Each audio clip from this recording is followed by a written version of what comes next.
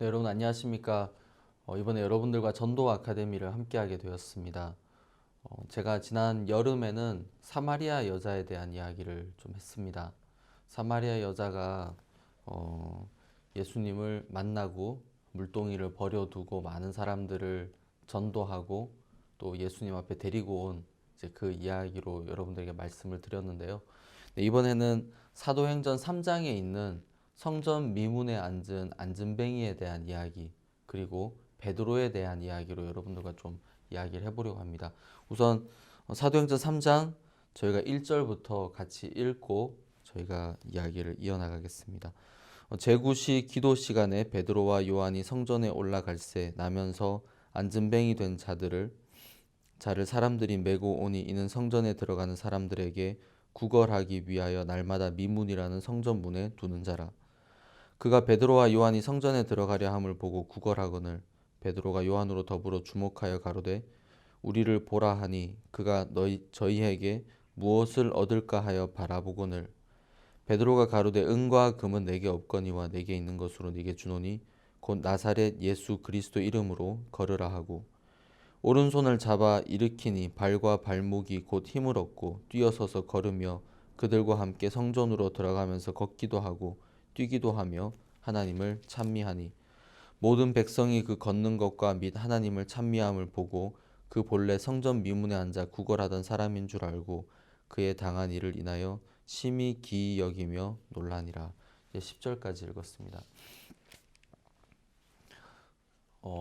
사도행전 3장에는 성전 미문에 앉은 앉은뱅이가 베드로를 만나면서 걷게 되는 이야기가 나옵니다.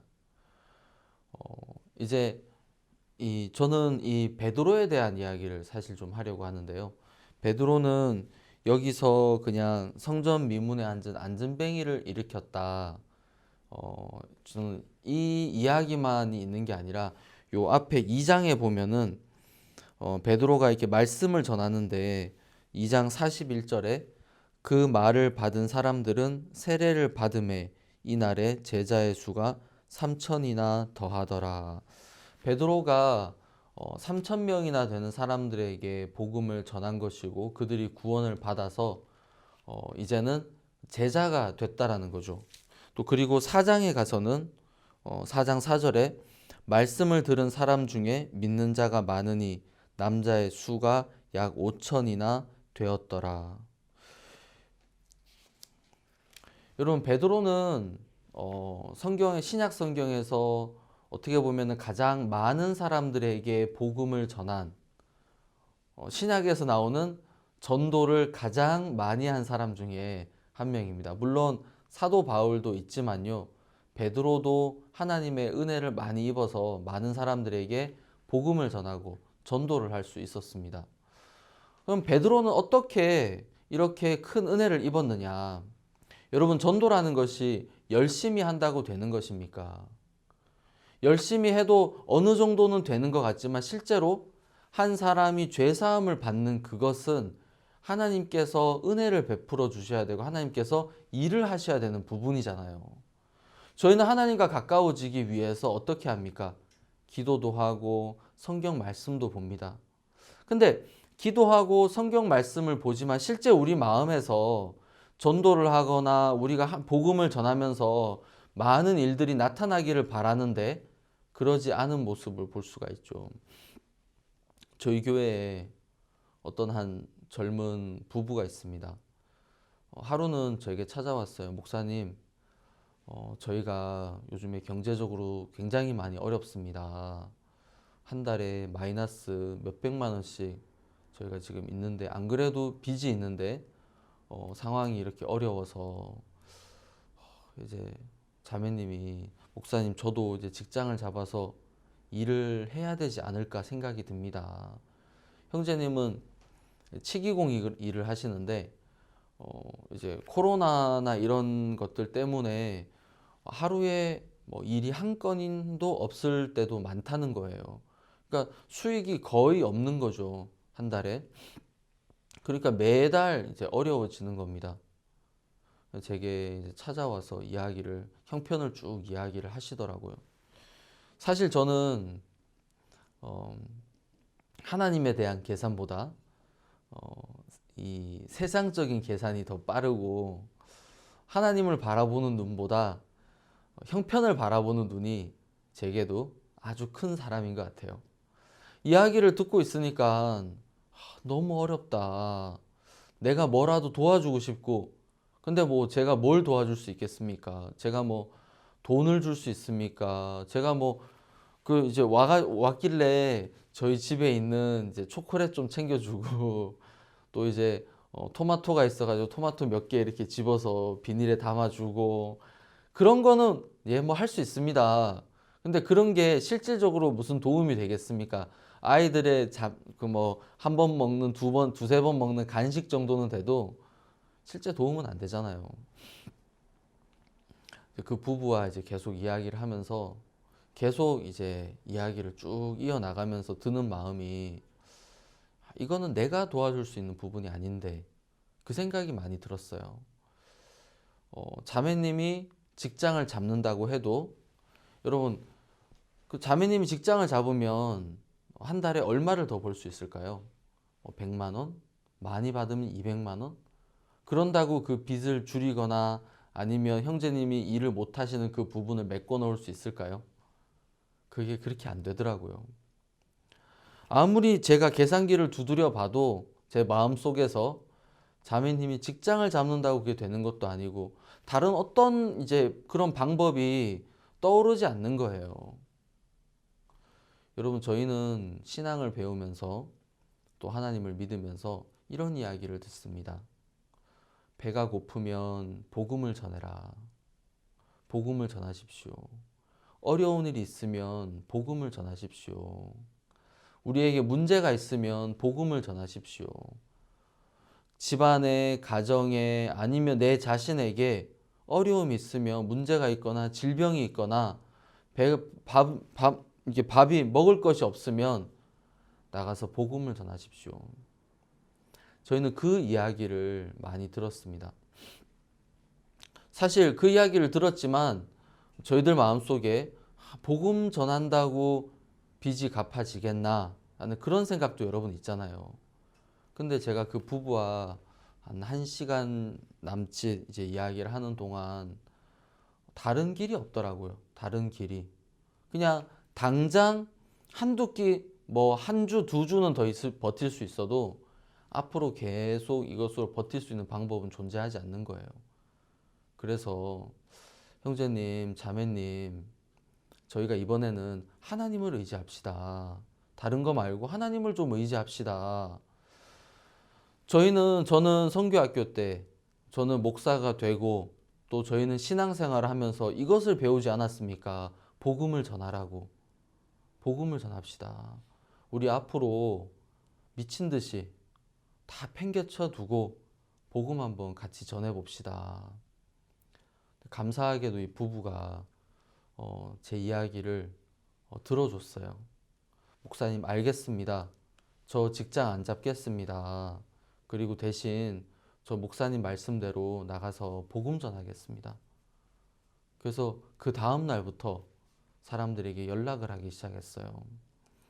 크리스마스 칸타타로 초청했던 사람들, 또 마인드 교육을 하면서 만났던 사람들, 또 이래저래 저희들에게 도움을 주셨던 많은 분들, 또 가까운 지인들, 또 형제 자매님들의 친척들, 또 가족들, 또 아는 지인들, 뭐 선배, 아니면 그 학창 시절의 동창 등등 수많은 사람들에게 복음을 전하기 시작했어요. 일주일에 많게는 3명, 4명에게도 복음을 전하고 최소한 1명, 2명. 이제 여러분 한 번 만나서 복음 전하기 어렵잖아요. 근데 이 자매님이 가실 때마다 뭐라 그러냐 하면 우리 목사님이 제게 꼭 선생님께 전하라고 부탁하셨던 이야기가 있습니다 하면서 복음을 전하시는 거예요. 제가 그분에게 특별히 전하라고 한 건 아니지만 제가 복음을 전하라고 했으니까 맞는 말이죠. 그러면서 가서 내가 복음을 전하러 온 게 아니라 우리 목사님이 특별히 선생님을 위해서, 부장님을 위해서, 의원님을 위해서 꼭 전하라고 한 말이 있습니다. 그러면서 복음을 전하는 거예요. 집을 나설 때, 아침에 집을 나설 때 집에 있는 아이들에게 엄마 오늘 누구에게 복음 전하러 가니까 너희들 기도해줘. 아빠는 누구에게 복음을 전하러 가니까 너희들 아빠를 위해서 기도해줘.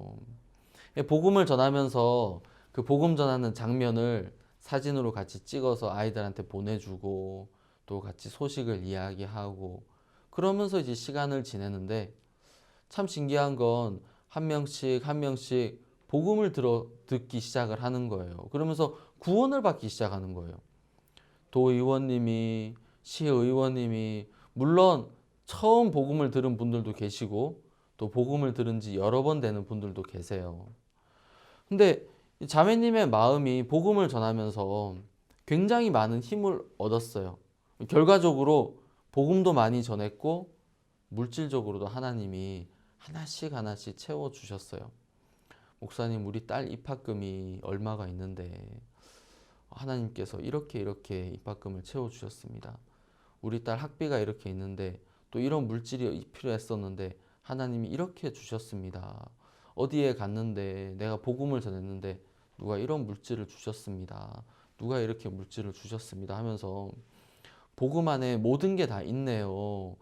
하나님께서 이 모든 것을 복음 안에 주셨는데 제가 그것을 몰랐네요. 얼마 전에 저한테 연락이 와서 목사님 저희 아이 입학금을 다 냈습니다. 근데 목사님 하나 기도해 주세요. 우리 집에 김치 냉장고가 고장이 났는데 기도해 주세요. 재밌는 거예요. 하나님께서 필요한 것들을 하나씩 하나씩 채워주시고 우리가 하는 건 하나님의 일을, 하나님의 복음을 전하고 하나님께서는 우리가 필요한 것들을 주시고 여러분 실제로 이 복음 안에는 정말 모든 것이 있습니다. 복음을 전하는 동안 가장 좋은 점이 뭐냐 하면 복음을 전하는 동안에는 하나님만 생각을 해요. 여러분 그 운동을 좋아하는 사람들은 운동을 이제 즐겨 합니다. 왜냐하면 운동을 하는 동안에 뭐 농구를 한다던가 축구를 한다던가 족구를 한다던가 그러는 동안에 다른 이제 일들을 다 잊어버리는 거예요. 세상의 일들을. 직장 일, 뭐 공부, 아이들 문제, 무슨 돈에 대한 문제, 문제가 없는 사람이 어디 있겠어요. 근데 이 그 운동을 하는 동안에는 그 모든 걸 다 잊고 또 즐기고 행복한 시간을 가지는 거죠. 그래서 많은 사람들이 운동을 합니다. 복음을 전하는 거, 운동하는 것보다 좋습니다. 왜냐하면 그 복음을 전하는 동안에는 하나님만 생각하니까. 여러분 복음 전하는데 빚진 거, 대출 상환 날짜가 언제지? 그런 거 생각하면서 복음 못 전하거든요. 복음 전하는 동안에 계속 그래 맞아 하나님이 이렇게 이야기하셨잖아. 여러분 복음이라는 것은 어떤 것입니까? 여러분 저희가 이제 죄사함을 받고 구원은 복음을 듣고 죄사함을 받고 이제 의롭다라고 말을 합니다. 의롭게 되었다는 것은 굉장한 믿음입니다, 여러분. 여러분 한번 생각해 보세요. 이 세상에 인류가 시작하고 나서 이제 아담 때부터 지금까지 아니면 후세까지 의롭다. 이제 저희가 죄사함을 받고 구원을 복음을 들어서 이제 구원을 받고 죄가 다 없어져서 의인이 됐어요. 근데 의인이 됐다고 하고 죄를 하나도 안 짓고 살아가는 사람 여러분 있습니까? 아무도 없어요. 의인이 됐는데 죄를 짓는 거예요. 그래서 사람들은 그렇게 이야기하죠. 죄를 지으니까 죄인이 아니냐. 그러면 의롭게 될 수 있는 사람은 세상에 단 한 사람도 없습니다. 성경에는 의인이라는 말이 정말 많이 나오잖아요. 여러분 요즘에 휴대폰에 성경 있잖아요. 성경에서 의인이라는 단어를 한번 검색을 해보세요. 그리고 의인이라는 단어가 성경에 얼마나 많이 나오는지 한번 찾아보세요. 계속 나와요. 성경에 정말 많이 나와요. 그런데 아직도 많은 사람들이 의인이 아니라 죄인이라고 합니다. 성경에는 그렇게 많은 의인이 나오는데 그러면 의인이 될 수 있다는 거잖아요. 하나님이 너 의인 안 돼. 죄를 지으니까 죄인이야. 의롭게 될 수 없어. 누가 어떻게 하나님만 예수님만 의롭지? 그러면 성경에 의인이라는 단어가 왜 그렇게 많이 나오겠습니까? 왜 의인이라는 걸 자꾸만 보여주고 싶어 하겠습니까? 사람들에게 의인이 있다. 의인이 이렇게 많다. 그러니까 너도 의인이 될 수 있어. 의롭게 될 수 있어라는 걸 성경은 보여주고 있는 거잖아요. 재밌는 건 죄 사함을 받고 의인이 되고 난 다음에 죄를 한 번도 안 지으면서 살아가는 사람은 없어요. 다른 말로 하면 나를 보면요. 내 자신을 보면 죄인이에요.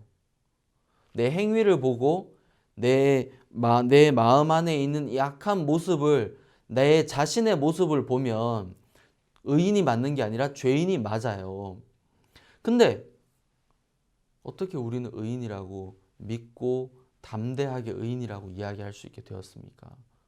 하나님의 말씀을 믿어서죠. 여러분 믿음을 가져서 암에서 나은 사람도 있고요. 믿음을 가져서 경제적인 어려움에서 벗어난 사람도 있고요. 믿음을 가져서 가정이 화목하게 된 사람들도 있고요. 믿음을 가져서 여러 문제들이 해결되고 뭐 직장을 가지고 공부를 잘 하게 되고 여러 사람들이 있어요. 그래서 우리가 암에 대해서 암이 나았다고 하는 그 낳는 믿음, 아니면 내가 뭐 가정이 화목하게 되는 믿음, 내가 건강하게 되는 믿음이나 내가 뭐 물질적인 것에 대한 믿음, 이런 믿음보다 여러분 의롭다라는 믿음을 가져서 의롭게 살아가는 사람은 아직까지 한 사람도 없는데도 우리가 의롭다라고 믿고 담대하게 의롭다라고 말할 수 있는 것은 여러분 이것은 단 1%도 0.1%도 우리의 경험이나 우리가 본 것이나 또 아니면 전에 있었던 일들이나 그런 것을 믿는 게 아니라 100% 말씀만을 믿는 거예요. 의롭다라고 하는 그 믿음은 하나님 내가 이제 의롭게 됐습니다라는 이 믿음은 굉장히 큰 거예요. 저희가 죄사함을 받기 전에 의롭다라는 믿음을 가지기 전에 여러분 참 신기한 게 있잖아요. 죄인이라는 생각과 싸워서 나는 죄인이 아니야, 난 죄인이 아니야, 죄인이 아니야. 죄사함을 받기 전에는 죄인이라는 생각과 싸워서 이길 수가 없어요.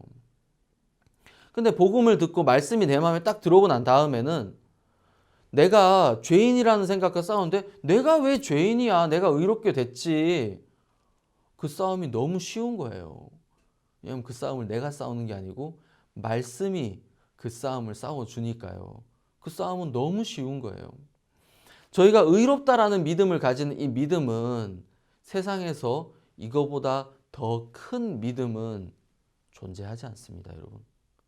더 큰 믿음은 없습니다. 이것이 가장 큰 믿음이고 이것이 가장 귀한 믿음입니다. 그런데 참 많은 분들이 나는 믿음이 없어 라는 생각을 가지고 계셔요. 제가 그 부분에 대해서 오늘 베드로에 대한 이야기와 함께 여러분들에게 좀 설명을 해드리고 싶습니다. 네, 여러분 마가복음 16장을 보시면 16장 15절에 이런 말씀이 있습니다. 또 가라사대 너희는 온 천하에 다니며 만민에게 복음을 전파하라. 믿고 세례를 받는 사람은 구원을 얻을 것이요 믿지 않는 사람은 정죄를 받으리라. 믿는 자들에게는 이런 표적이 따르리니 곧 저희가 내 이름으로 귀신을 쫓아내며 새 방언을 말하며 뱀을 집으며 무슨 독을 마실지라도 해를 받지 아니하며 병든 사람에게 손을 얹은즉 나으리라 하시더라. 제가 한 번은 목사님께서 교제를 하는 이야기를 들었습니다. 어떤 좀 굉장히 마음이 약한 어떤 한 학생에게 여기 16장 17절 마가복음 16장 17절을 읽어주시면서 믿는 자들에게는 이런 표적이 따르리니 곧 저희가 내 이름으로 귀신을 쫓아내며, 그래서 그 학생에게 성경에서 뭐라고 이야기하느냐, 예수님의 이름으로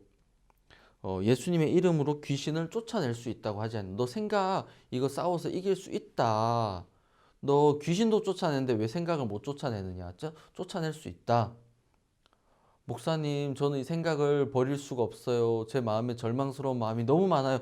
그러는 학생에게 아니다, 이길 수 있다. 성경에 분명히 쫓아낼 수 있다고 그랬다. 이제 그 이야기를 이제 하시는 걸 봤어요. 제가 16절을 보니까 이 믿는 자들에게는 이런 표적이 따른다고 하잖아요. 17절에요. 근데 16절에 믿고 세례를 받는 사람은 구원을 얻을 것이요. 그러니까 믿는 자라는 이 사람들은, 믿는 사람들이란 사람들은 구원을 받은 사람들을 뜻하는 거고, 믿지 않는 사람은 정죄를 받는다. 정죄라는 것은 무엇입니까? 내가 죄가 있다라는 것이잖아요. 나는 죄인입니다 하는 그 정죄를 말하는 거잖아요. 그러니까 우리가 구원을 받은 그리스도인, 내 마음에 죄 사함을 받고 이제 나는 의인입니다 하는 그 순간부터 성경에서 말하는 것은 우리는 믿는 자, 믿음이 있는 자에 속하게 되는 것입니다. 제가 베드로에 대한 이야기를 했죠. 베드로는 어떤 사람이었습니까? 5천 명에게 3천 명에게 복음을 전하는 사람이었죠. 하지만 여러분, 베드로를 한 번 더 생각을 해보시면 베드로는 그냥 예수를 만나기 전에 어부였습니다. 근데 예수님 만나서 예수님 말씀대로 깊은데 그물을 던져서 베드로가 많은 고기를 낚으면서 예수님을 따라다니게 됐죠. 베드로는 사복음서에서 이제 볼 때 예수님과 가장 가까이 있었던 제자 중에 한 명입니다. 아마 제일 가까이 있었다고 해도 과언이 아닐 만큼요. 예수님 따라다니면서 예수님과 변화산에 올라가서 기적도 보게 됐고, 또 예수님의 말씀으로 힘을 얻어서 물 위를 걷기도 하고, 베드로는 또 다른 제자들과 함께 보리떡 5개, 물고기 2마리로 5천 명을 먹이고 또 많은 사람들에게 뜯어주기도 하고, 예수님께서 죽은 나사로를 살릴 때, 예수님께서 병든 자를 고치실 때 베드로는 거기 함께 있었고 그것을 다 봤어요. 자, 근데 이 베드로가 예수님 돌아가실 때 어떻게 했습니까? 예수님을 3번 부인했죠. 3번 부인하고 저주했죠. 여러분 한번 생각해 보세요. 만약에 여러분들이 베드로처럼 예수 그리스도와 함께 있으면서 수많은 역사를 보고, 여러분 지금 생각해 보세요. 보리떡 5개, 물고기 2마리가 있는데 그거를 여러분들이 계속 떼서 준다고 생각을 해 보세요. 근데 이 보리떡이 없어지지 않고 이게 5천 명을 다 나눠주는데도 보리떡이 점점 더 이게 많아져 가지고 이제 많아져서 5천 명을 다 먹인 거잖아요. 그런 일이 여러분들에게 나타났다면 여러분들이 예수님을 어떻게 믿으시겠습니까? 여러분들이 실제로 물 위를 걸었다고 생각해 보세요. 물 위를 걸었어요. 이 진짜 바다 위에 여러분들이 진짜 예수님의 말씀을 따라서 그 물 위를 걸었다고 생각을 해 보세요. 여러분 그거 한평생 사람들한테 간증하면서 하나님이 살아 계신다. 여러분들이 핍박을 받는다고 그 마음이 없어지고 작아지고 그러겠습니까? 핍박을 받으면서도 내가 물 위를 걸었단 말이야. 내가 예수님으로 말미암아서 내가 물 위를 걸었고 내가 보리떡 5개, 물고기 2마리로 그때 너도 같이 있었잖아. 같이 우리가 5천 명에게 줬잖아. 38년 된 병자가 걷고 가늠 중에 잡힌 여자가 구원을 받고 죽은 나사로가 살아나고, 그런 수많은 역사를 보고 나서 여러분들은 핍박 앞에 난 예수님 몰라요. 예수님 저주하면서 욕하면서 저 사람은 십자가에 못 박혀 죽어야 돼. 죽어버려야 돼. 정말 그렇게 할까요? 여러분들이 실제로 물 위를 걸었다면요. 제가 베드로를 이렇게 보면, 사도행전에 나오는 베드로를 보면서 굉장히 이제 놀랍죠. 사도행전에 나오는 베드로는. 근데 사복음서에서 베드로가 많은 일을 예수님과 경험했지만 그 끝에서는 베드로의 가장 믿음 없는 모습, 베드로의 가장 연약하고 악한 모습을 저희가 볼 수 있잖아요. 여러분, 아무리 그래도 차라리 도망을 가지. 그냥 모른다고 하지. 그냥 뛰쳐나가 버리지. 예수님을 저주를 해요. 예수님을 그렇게 부인을 해요. 너무 믿음이 없죠. 너무 악하죠. 어떻게 그럴 수가 있습니까? 베드로가 자기는 그냥 어부였는데 아무것도 아닌 사람이 예수님과 함께 다니면서 그 많은 역사를 실제로 경험을 했으면서도 베드로는 예수님을 저주한 가장, 제가 볼 때는 성경에서 나오는 가장 악하고 믿음이 없는 사람, 그 사람이 바로 베드로다라고 저는 한번 여러분들에게 말씀을 드리고 싶습니다. 근데 재밌는 거는요, 예수님 베드로를 처음 만나셨을 때 예수님께서 베드로에게 뭐라고 이야기하셨습니까? 내가 너를 사람 낚는 어부가 되게 하리라.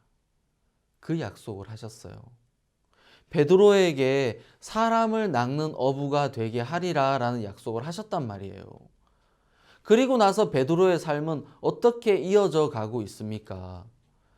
처음에는 하나님의 역사가 나타나는 것 같지만 점점 그 삶 속에서 하나님의 역사와는 반대로 결국에는 예수 그리스도를 부인하고 예수 그리스도를 저주하면서 예수님을 떠나버리는 그 베드로를 저희들은 성경에서 볼 수가 있습니다. 여러분은 이런 베드로를 보면서 어떤 생각을 하십니까? 베드로 정말 믿음 없다. 정말 믿음 없다. 근데 더욱 놀라운 것은 이 베드로가 사도행전에 들어가서는 5천 명에게 3천 명에게 복음을 전하면서 그들이 구원을 받는 역사들이 일어나는 거란 말입니다. 여러분들이 생각할 때는 좀 이상하지 않습니까? 이렇게 믿음 없는 사람에게서 이렇게 놀라운 역사가 나타난다? 여러분 그게 가능하겠습니까? 여러분들은 적어도 사복음서에 나오는 베드로보다는 믿음이 좋다라고 할 수 있을 겁니다. 우리들의 판단에서, 우리들의 기준에서요. 적어도 나는 이 정도는 아니지.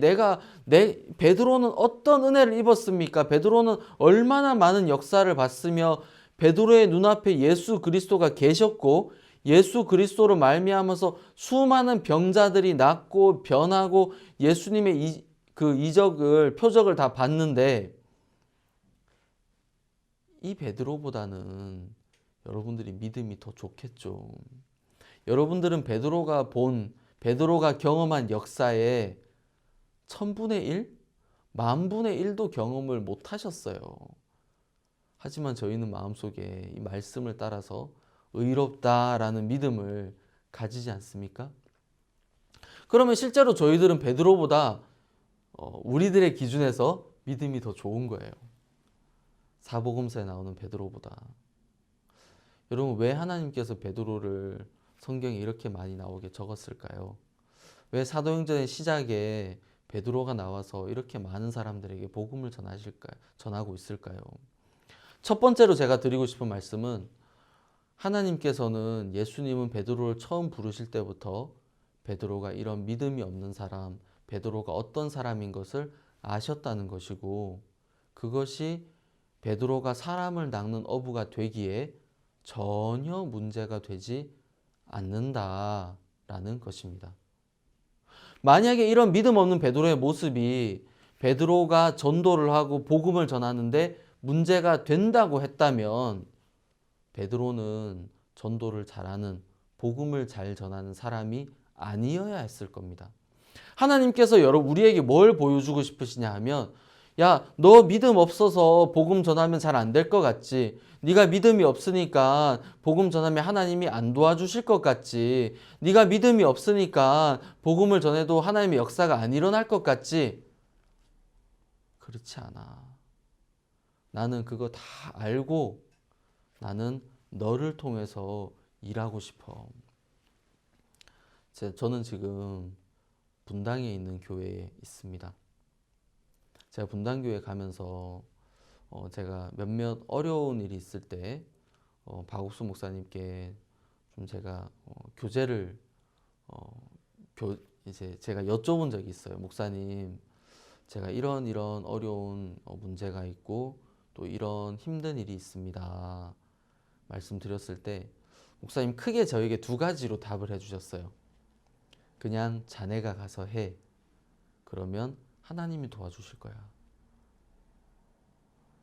두 번째는 그냥 가서 아무 말이나 해. 크게 이 두 가지로 목사님께서 제게 교제를 해주셨어요.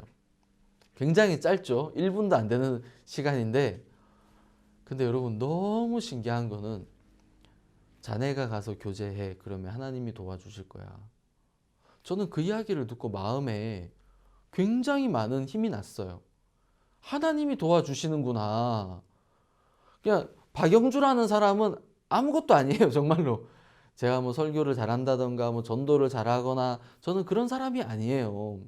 근데 제가 하나님께서 저에게 뭐라고 이야기를 해주셨냐면, 야 박영주 목사, 네가 가서 이야기를 해. 내가 도와줄게. 제가 그 이야기를 딱 듣고 마음에 힘이 났습니다. 제가 그분을 만났을 때 저는 무슨 말을 해야 될지 몰랐어요. 어떻게 이야기해야 될지 몰랐어요. 그래서 일단 같이 차를 타고, 제가 그때 대구에 갈 일이 있어가지고 같이 차를 타고 출발을 했습니다. 저랑 같이 대구까지 같이 가면서 이야기 나누면 좋겠습니다. 해서 이제 그분의 차를 타고 이제 제가 가야 되는 목적지를 그분 차로 같이 가면서 대구 가면서 교제하고 또 대구에서 교제하고 대구에서 올라오면서 교제하고, 아직도 기억이 생생한데 그냥 저는 제 간증을 하고 그분은 본인의 이야기를 하고 또 제가 제 마음에 있는 이야기들 나누는 동안 하나님께서 그분의 마음을 180도로 바꿔주시는 것을 봤어요.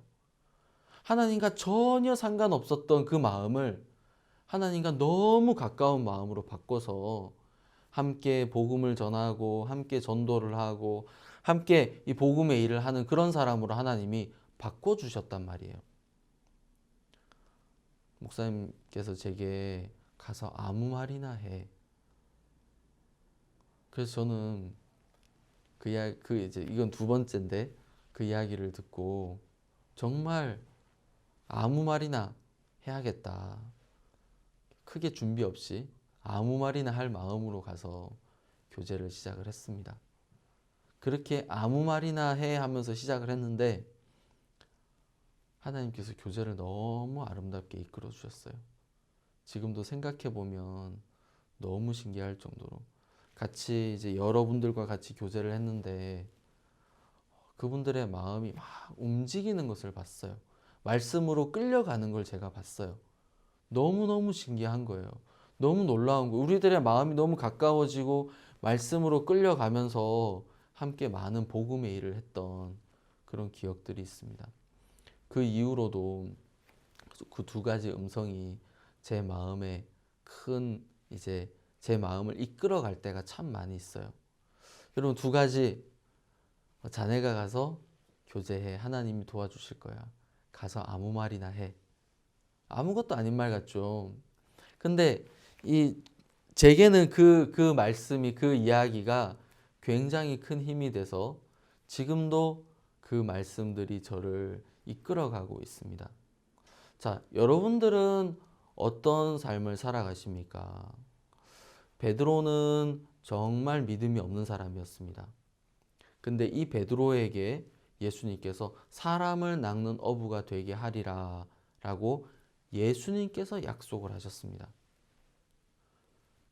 베드로가 예수님을 부인하고 나서 예수님 부활하시고 하신 후에 베드로에게 나타나셔서 내 양을 먹이라, 내 양을 치라 이야기를 하시죠.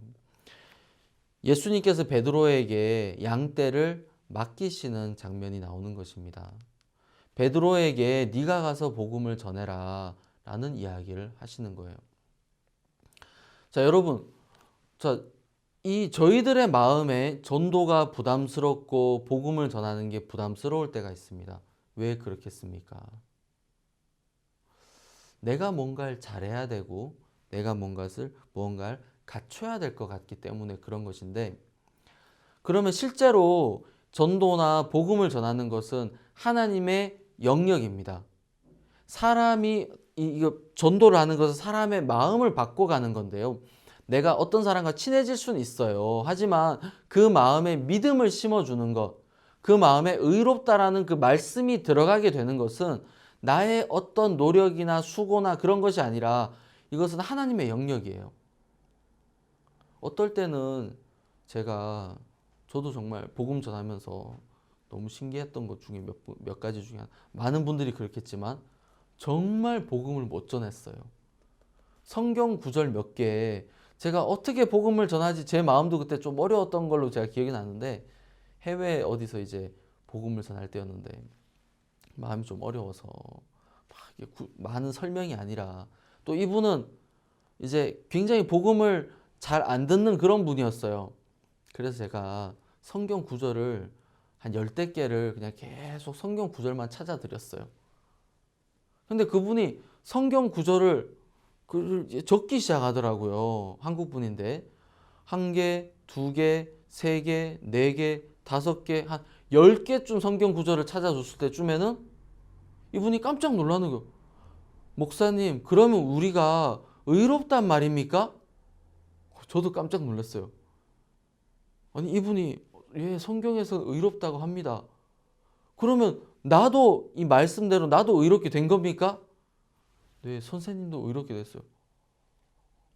지금까지 우린 찬송가 부르면서 죄인이라 그랬는데, 내가 우리 교회에서 우리 목사님이 기도 끝날 때마다 이 악한 죄인을 용서해 주십시오 하면서 기도했는데, 그럼 그게 잘못된 거네요? 제가 더 놀랐어요. 아니, 이분이 그냥 성경 구절 몇 개 찾아줬는데 덩하니 구원을 받으신 거예요. 10분도 안 됐는 그 시간 동안에. 그렇게도 구원을 받으시더라고요. 그 다음에 이렇게 성경 구절 찾아봤지만 그 다음엔 잘 안 됐습니다. 전도하는 건 정말 하나님의 영역 안에 있는 거예요. 그래서 요거 제가 방금 말씀드린 몇몇 가지를 제가 요약을 해보면 어떤 결론이 내려진 줄 아세요? 베드로의 그 믿음 없는 그 모습은 복음을 전하기 가장 합당한 모습이다 라고 할 수가 있는 것입니다. 베드로가 믿음이 없기 때문에 하나님께서 베드로를 통해서 많은 사람들에게 복음을 전할 수가 있었다는 것입니다. 여러분들은 혹시 믿음이 좋은 사람이 되려고 하십니까? 저는 저희 성도들에게 믿음이 좋은 사람이 되지 말라고 이야기를 했습니다. 여러분들 믿음이 없는 사람입니다. 그래서 여러분들 믿음 없는 사람이니까, 여러분들 악한 사람들이니까 여러분을 보지 말고 여러분을 의지하지 말고 하나님을 바라보십시오. 여러분들에겐 기댈 게 아무것도 없습니다. 여러분들은 베드로처럼 믿음도 없고 악하고 잘못된 길을 가는 사람들이니까 여러분을 의지하지 말고 나사렛 예수 그리스도의 이름으로 여러분들이 나아가시란 말입니다. 저희가 오늘 읽은 사도행전 3장 6절에 베드로가 가로되 은과 금은 내게 없거니와 내게 있는 것으로 네게 주노니 곧 나사렛 예수 그리스도의 이름으로 걸으라 하고, 여러분들에게 능력이 없는 것 문제가 되지 않습니다. 여러분들에게 믿음이 없는 것, 그게 문제가 되는 게 절대로 아닙니다. 근데 사단은 자꾸만 나에게 믿음이 없다라는 이야기를 하죠. 믿음이 없다라는 이야기를 하면서 나를 주저하게 만들고 나를 머물러 있게 만들고 있습니다. 많은 사람들이 그 사단의 음성을 듣고 우리가 앞으로 나아가지 못하는 거예요. 여러분, 요즘에 저희들은 이런 간증을 듣습니다. 부딪힐 때 하나님이 역사하신다. 내가 나아가서 내가 앞으로 나아갈 때, 내가 부딪힐 때 하나님이 역사하신다. 여러분, 사단은 자꾸만 저희들에게 주저하게 만듭니다. 사단은 자꾸만 저희들에게 야, 네가 이런 게 부족하니까 좀 더 갖춰서 나가. 좀 더 갖춰서 하란 말이야. 이런 이야기들을 저희들에게 자꾸만 들려주고 있어요. 근데 그런 그 마음 속에서 그런 마음을 가지게 된다면, 내가 부족하다는 마음이 든다면, 여러분, 그 마음이 여러분들의 마음에 크다면 여러분들 하나님을 의지하는 마음보다는 내 부족함을 채우려고 하고 싶은 마음이 여러분들에게 더 커지게 됩니다. 베드로는 정말 믿음이 없는 사람이었습니다. 예수님은 그것을 처음부터 아셨고 그 베드로에게 역사하고 싶어 하셨습니다. 그 베드로를 통해서 많은 사람들을 구원하고 싶으셨습니다. 여러분, 성경에서 베드로를 보여주는 이유가 베드로만 통해서 일하고 싶어 하시는 게 아니라 이 말씀을 함께 듣고 계시는 여러분 한 분 한 분을 통해서 하나님께서 일하고 싶어 하신다는 것을 성경에서는 이야기해 주고 있는 것입니다. 여러분, 성경에 베드로에게 하시는 말씀이 예수님께서 베드로에게 하셨던 그 말씀, 내가 너로 사람 낚는 어부가 되게 하리라, 그 말씀이 베드로만을 위해서 적으셨겠습니까? 아니면 저희들 한 사람 한 사람을 위해서 예수님께서 그 말씀을 기록하셨겠습니까? 결국 여러분들 위해서, 저를 위해서 예수님께서 그 말씀을 기록하신 거거든요. 여러분, 예수님 저희들에게 약속하셨습니다. 내가 너로 사람 낚는 어부가 되게 하리라. 그 약속이 있고 나서 베드로의 모습은 어땠느냐? 결국에는 가장 믿음이 없는 사람으로 드러나게 되었습니다. 근데 그 베드로를 통해서 하나님은 큰 복음의 역사를 이루셨습니다. 아니, 그렇기 때문에 하나님께서 이 베드로를 통해서 큰 복음의 역사를 이루실 수가 있었습니다. 지금 이 말씀을 듣고 계시면서 나는 믿음이 없어, 나는 정말 믿음이 없어, 난 너무 부족해, 나는 너무 육신적이야 라고 생각하는 모든 그리스도인들, 모든 여러분들, 한 가지 꼭 아셔야 되는 게, 지금 여러분들이 복음을 전하기에 딱 좋은 마음을 가지고 있는 것입니다. 여러분들 믿음이 없죠? 이제 여러분을 믿지 마시고 나사렛 예수 그리스도의 이름을 믿으시고 나사렛 예수 그리스도의 능력을 믿으십시오. 자네 가서 교제해. 그럼 하나님이 도와주실 거야. 여러분, 베드로에게 지금 하나님이 그렇게 이야기하십니다. 성전 미문에 앉은 안진뱅이를 보면서 베드로가 자기를 보면, 믿음 없는 자신을 보면 무슨 생각이 들겠습니까? 내가 뭘 할 수 있겠어. 그게 아니라 하나님은 베드로에게 너 가서 저 사람 복음 전에 구원 일으켜 세워. 그럼 내가 도와줄게. 하나님 지금 여러분들에게 그렇게 이야기를 하고 계십니다. 여기는 베드로에게 사도행전 2장에 나오는 3천 명에게 복음을 전한 베드로에게, 4장에 나오는 5천 명에게 복음을 전한 베드로에게 하나님은 네가 가서 복음을 전해. 그럼 내가 도와줄게. 하나님은 지금 여러분들에게 그렇게 말씀하고 계시는 것입니다. 여러분, 제가 아까 믿음이 있는 자다라는 이야기를 한번 드렸었죠. 성경에서는 죄사함을 받은 저희들에게 믿음이 있는 사람이라고 이야기를 하고 있습니다. 여러분들은 여러분들의 생각에 믿음이 없다라고 하죠. 우리가 가지고 있는 기준으로 봤을 때 베드로는 정말 믿음이 없는 사람이죠. 제가 여러분들에게 믿음이 없는 그 베드로가 그 복음을 전하기 가장 합당한 사람이다. 왜냐? 하나님은 믿음이 없다라고 이야기를 하지 않는 거예요. 제가 그 요한복음 3장에 나오는 니고데모에 대한 이야기를 마지막으로 여러분들에게 잠깐 해드리고 싶습니다. 여러분, 니고데모가 예수님을 만났습니다. 니고데모는 유대인의 관원으로서 예수님을 찾아왔어요. 그 당시만 해도 유대인의 관원이나 제사장, 바리새인, 서기관 이런 사람들은 예수님을 많이 배척하고 있었을 때잖아요. 근데 유대인의 관원으로서 예수님을 찾아왔고 또 니고데모가 예수님을 보면서 하는 그 말을 들어보면 니고데모는 예수님을 굉장히 신뢰하고 있어요. 이렇게 이야기합니다. 3장 2절에 요한복음 3장 2절에 그가 밤에 예수께 와서 가로되 랍비여 우리가 당신은 하나님께로서 오신 선생인 줄 아나이다 하나이다 하나님이 함께 하시지 아니하시면 당신의 행하시는 이 표적을 아무라도 할 수 없음이니이다.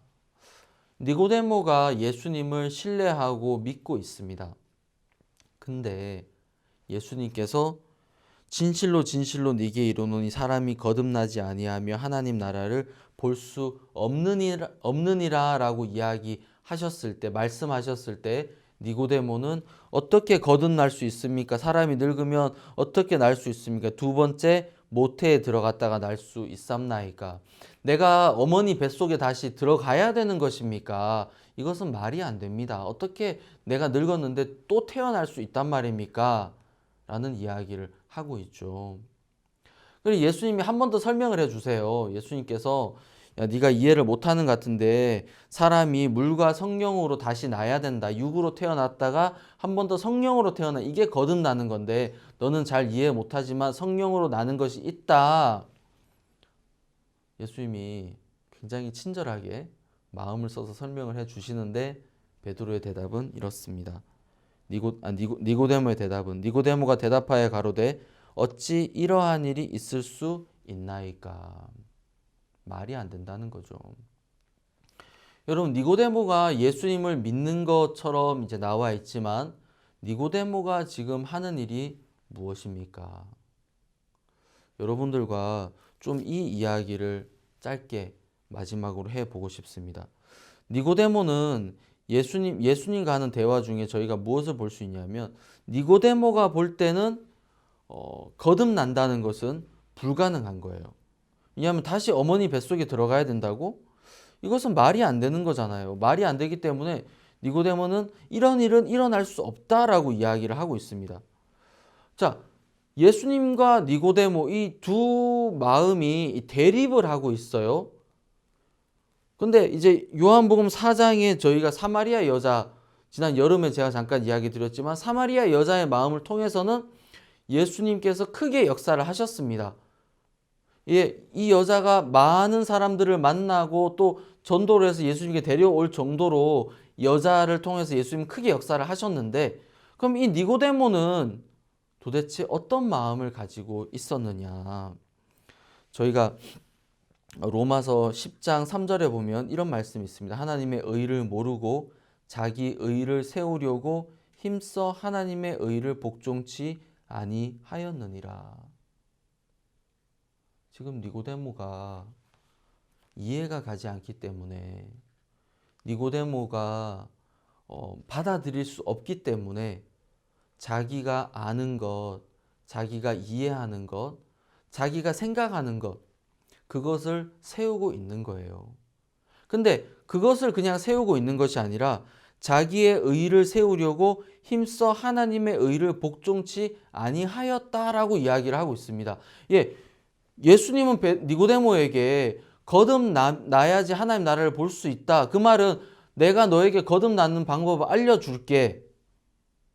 사마리아 여자는 이 물을 먹으면 네가 다시는 목마르지 않겠다. 그 물을 주십시오. 하는데 니고데모는 말이 안 되잖아요. 어떻게 그런 일이 있을 수 있습니까? 내가 어떻게 엄마 뱃속에 다시 들어갔다 나오란 말입니까? 참 이상하죠. 니고데모 자기가 아는 것으로 하나님의 말씀을 힘써 복종치 않고 있습니다. 여러분들의 마음에는 이런 마음이 없습니까? 이거 안 될 것 같은데요. 이건 어떻게 이런 일이 있을 수 있습니까?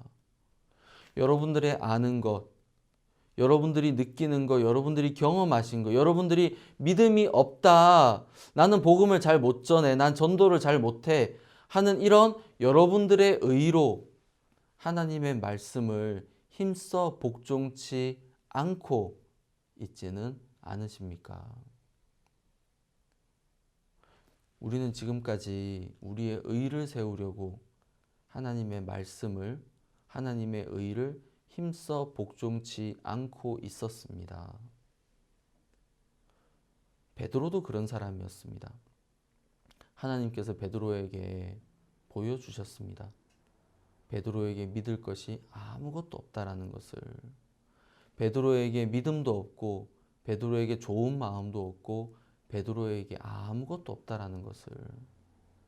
그래서 더 이상 베드로는 베드로 자신의 이름으로 살아가지 않잖아요.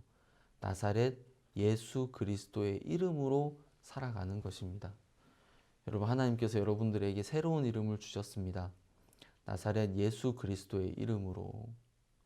여러분도 오늘도 나사렛 예수 그리스도의 이름으로 여러분 나아가시기를 바랍니다. 그럴 때 하나님께서 여러분들을 통해서 놀랍게 일하시고 능력으로 나타나십니다. 우리는 더 이상 우리의 이름을 가진 사람들이 아닙니다. 여러분들의 이름, 그거 다 십자가에 하나님께서 예수 그리스도와 함께 못 박으셨습니다. 더 이상 우리의 이름이 아니라 나사렛 예수 그리스도의 이름으로. 그래서 여러분 기억하십시오. 여러분들이 가서 전도하시면, 여러분들이 가서 교제하시면 하나님이 도와주십니다. 여러분들이 가서 아무 말이나 하십시오. 그러면 하나님께서 분명히 도와주십니다. 베드로가 나가서 외치니까 하나님이 도와주신 겁니다. 베드로는 믿음이 없는 사람이었습니다. 예, 맞습니다. 그래서 이제는 베드로는 자신으로 베드로라는 사람으로 살아가지 않고 나사렛 예수 그리스도라는 이름으로 나사렛 예수 그리스도로 살아가는 것입니다. 여러분들 우리 믿음 없잖아요. 우리 부족하잖아요. 악하잖아요. 그래서 더 이상 박영주라는 이름 말고 여러분들 개개인의 이름 말고 예수 그리스도의 이름으로 우리는 나아가는 것입니다. 그럴 때 하나님께서 기뻐 여러분들을 도우시고 축복하실 줄 믿습니다. 여기서 마치겠습니다.